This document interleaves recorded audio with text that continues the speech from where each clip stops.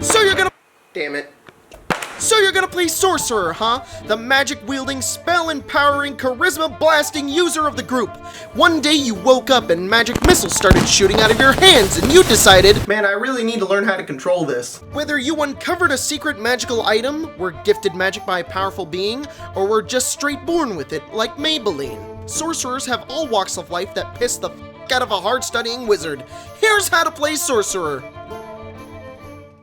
Hey Jacob, what are you doing? I'm drawing my world for my map and my world in my game in my D&D game. Why not just use WORLDANVIL? Because this is definitely a lot easier. No! You're wrong! WORLDANVIL is a world-building tool that you can use to make your maps, locations, and world-building notes organized all in one place. You can make a campaign, put your map in it, locations, and then go, hey friends, come join my WORLDANVIL. And then they can make their characters in your campaign, and now everyone's a happy, nice family in this easy-to-use application. Get started today with WORLDANVIL. They sponsored this video. At level 1 you, of course, get spellcasting.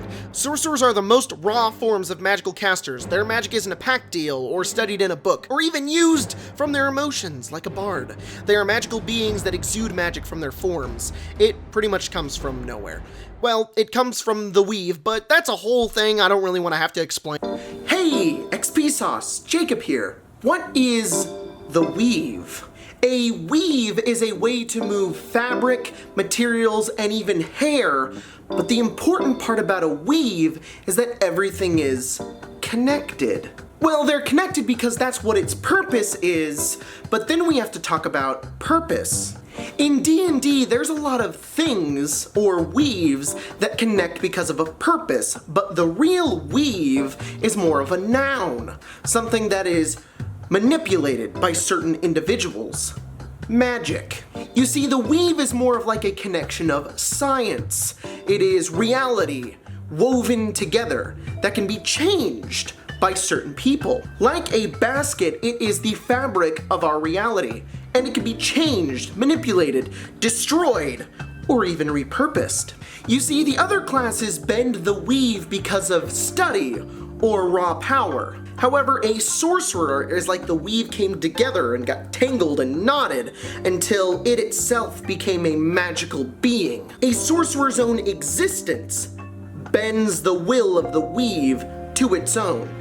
Now, what does that mean for our universe? Well, to think about that, we have to talk about... So yeah, sorcerers are basically somehow magical beings, like a prophecy or a bloodline, which is really dangerous, but also like the main protagonist to every anime, so... Anyways, how does spellcasting work for a sorcerer in the first place? Much like bards, actually. You get your cantrips, you get your spells known, you pick them, and that's it. You can't really prepare them or change them except on a level up, which...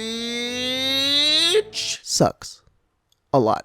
Alright, so everyone always complains that warlocks get, like, no spells and bards also suck, but from my point of view, the Jedi are From my point of view, sorcerers really get the short end of the stick here because they get less spells, less abilities, and nothing to really compensate for it. For this demonstration, we're going to be comparing the bard, warlock, and sorcerer. I was going to include ranger, but it's also like a fighter, so it didn't really work very well. These three classes, from my experience, are widely regarded as the weakest classes in D&D, and I think it's for the sole reason of non-preparation spellcasting. These spellcasters cannot change what spells they know every day. Instead, they learn new spells and change the old ones when they level up. Each class does have a way to compensate for this as they get extra abilities as they level up, as the non-prep style of spells can be quite useless in comparison to a cleric who can pick from whatever they want from like 50 spells every day. Anyways, to make this quick, as each of these three classes level up, they all get options to empower their spells. The warlock getting the most, but we'll come back to that. Sorcerers by default get more cantrips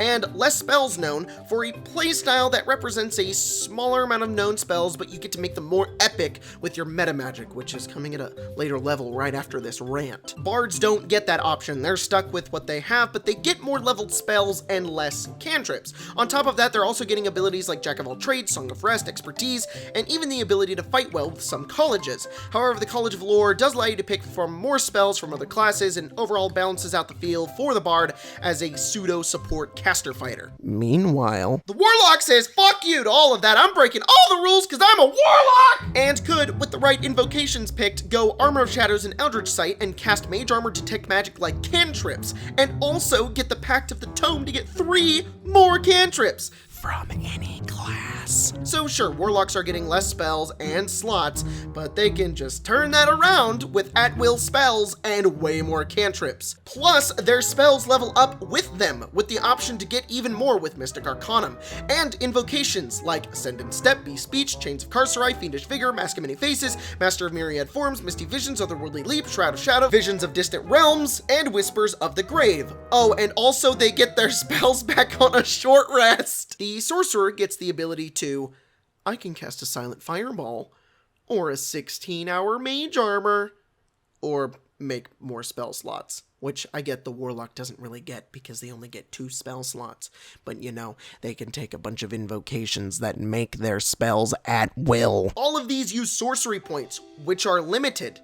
And that's it! Besides the subclass abilities like getting Dragon Hide or Wild Magic, Bard and Warlocks are having all the fun getting creative options and fun stuff to do in RP and combat. Sure, everyone makes fun of them for their overused casts of Eldritch Blast and Vicious Mockery, but play as Sorcerer for a few levels and see how often you're going to be repeating the same thing over and over and over and over and over again.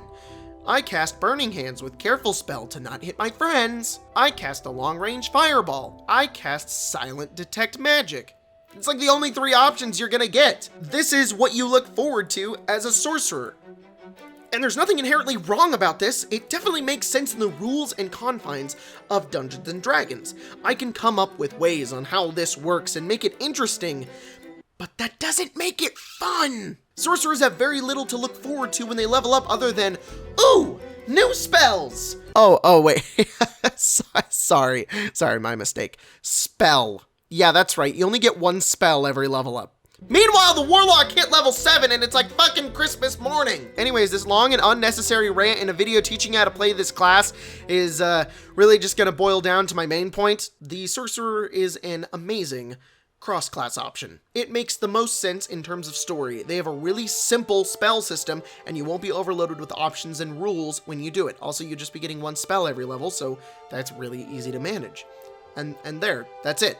I just think sorcerers are kind of boring, and my only ideal fix for them would be to implement the School of Invention Unearthed Arcana thing for wizards, but into sorcerers, and you could like combine spells and make your own spells. I don't know, I just think that would be fun. Yeah, anyways, let's go on with the level parts of the video. Also at level 1, you get Sorcerous Origin. That's right, you get your subclass right out of the box. Your magic does have to come from somewhere.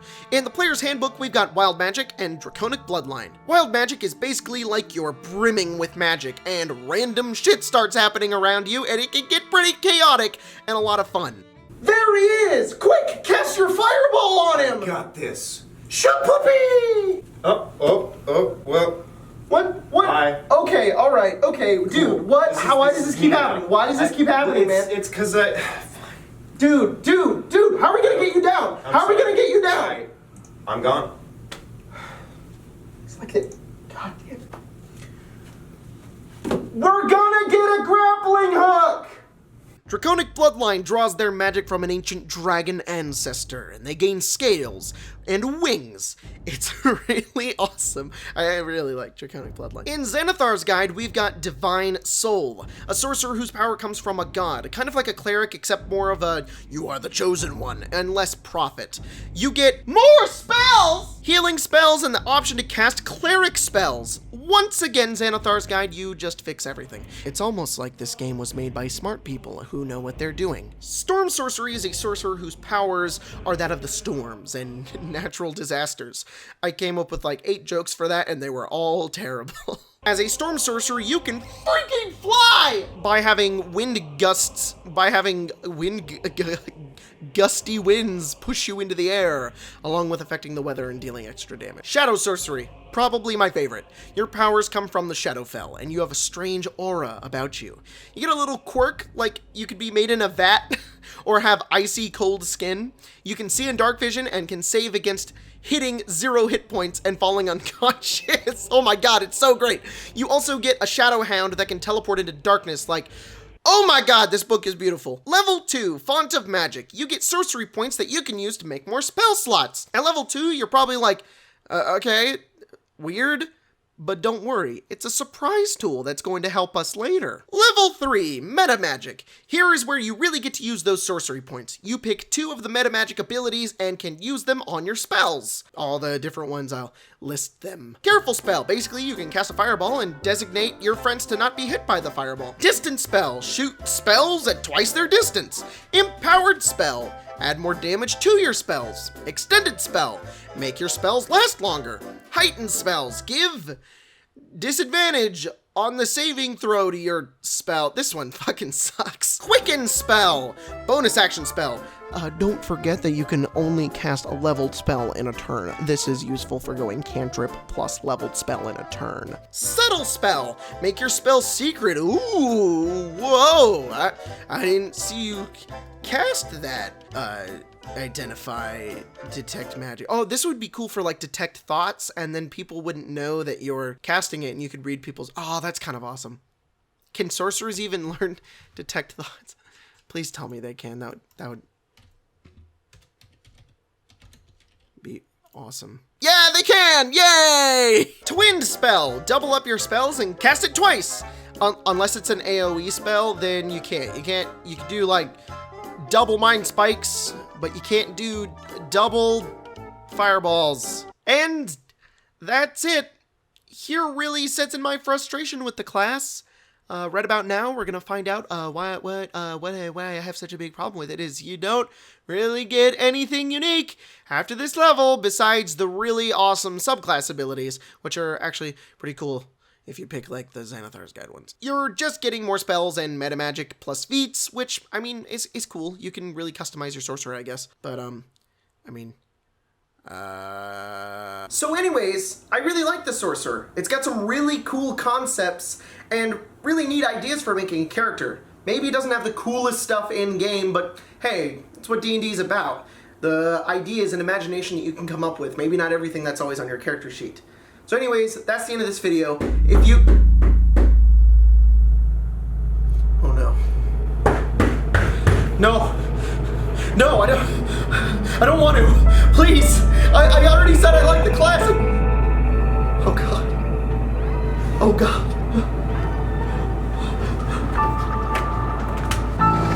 Oh no! No! Ah!